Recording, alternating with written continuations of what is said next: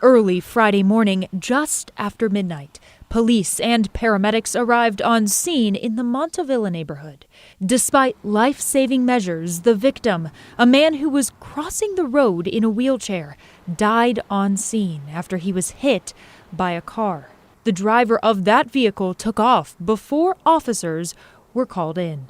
82nd is not necessarily the safest street we have in the community. And unfortunately, in this case, the individual was struck and did not make it.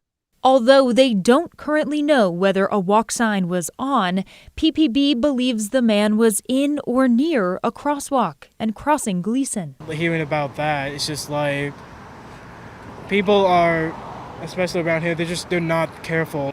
Midday Friday, people who live or work around this intersection, Northeast 82nd and Gleason, weighed in, explaining caution is a must. People don't always pay attention. Some people, there are those who do pay attention, but especially around nighttime, it's just, that's the crazy time. I make a point of always checking left, right, and left again.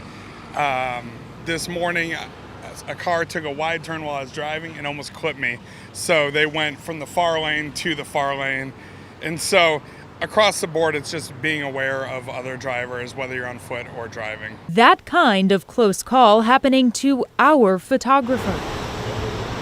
Two vehicles made a right turn while he was crossing the road with the walk sign on. There's been multiple times where people just rushing, The city took over the high crash corridor from ODOT last year. PBOT started making safety improvements at the beginning of this year. In January, officials told KGW drivers can expect signs to let them know how fast they're going on the 30-mile-per-hour road. Pedestrians will get better crosswalks and street lighting. PBOT said they'd also be introducing new traffic signal controllers to reduce the opportunities for drivers to speed through multiple lights.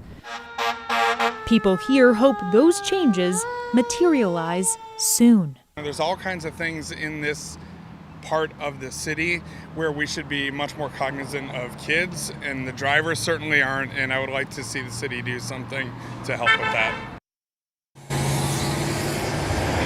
Information about this crash is pretty limited at this point. PPB is still trying to collect evidence, video surveillance of what happened. They do not have a description of the suspect or the car that they were driving at this point.